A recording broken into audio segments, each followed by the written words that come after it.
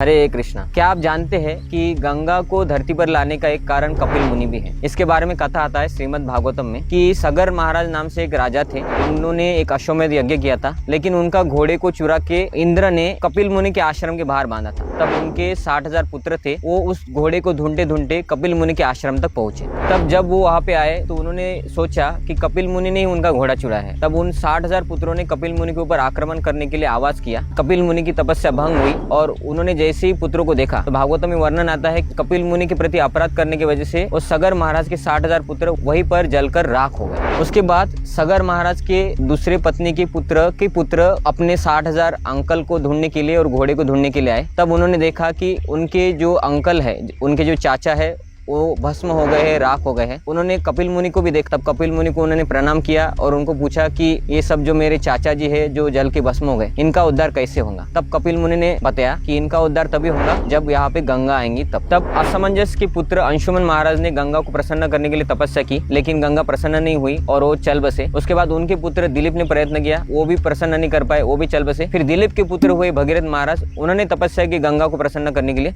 और गंगा प्रसन्न होकर उनके पीछे पीछे कपिल मुनि के आश्रम तक आए। सगर महाराज के 60,000 पुत्र है, उनका उद्धार हुआ। ऐसे हम देखते हैं कि गंगा को धरती पर लाने के लिए कपिल मुनि एक कारण है। हरे कृष्ण।